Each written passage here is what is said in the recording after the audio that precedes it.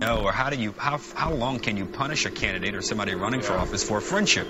And at some level, I just think voters are able to get it. Jeremiah Wright will play bigger than the weather guy that was talked about last night. Associates and friendships become an issue when political opponents decide to make them an issue. And so we've talked about this before on this show. I mean, the Jeremiah Wright. No, Rachel. It's all about defining. Joe, let me make my point, and then you can dismiss me. Let me make my point first.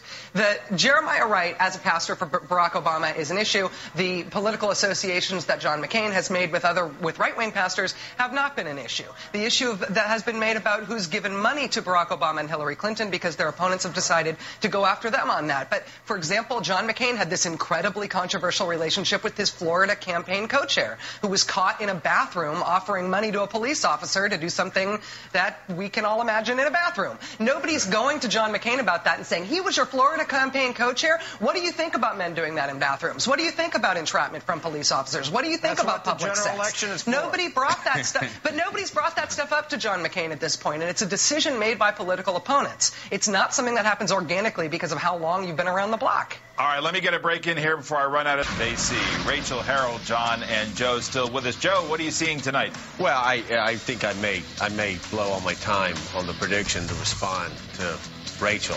I don't engage in crossfire-type debates.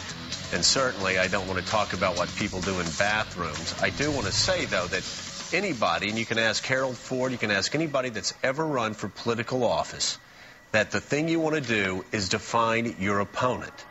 You define opponents that people don't know more easily than defining opponents that have been in public service for a quarter of a century.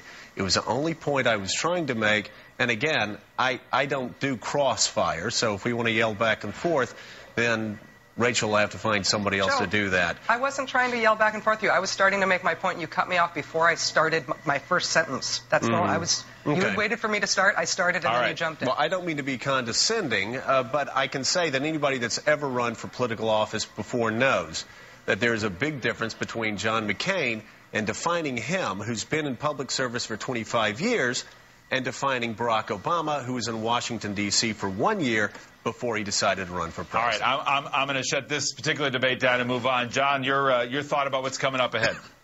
After Tuesday, Hillary Clinton's right back in the fight of her life. What she's probably done with Bittergate and with that debate is preserve her lead in Pennsylvania. She's got a working margin there. She's likely to win next Tuesday, but then she's got those May 6th contests in North Carolina. Likely to lose there. She's got to win in Indiana. Very close race right now. No more than even money bet for her to win that state. What is it we're seeing with these with the spouses starting to step it up and go to some of these forums now? There's almost a time in the primary season where they think it's time to bring them out. Yeah, you know,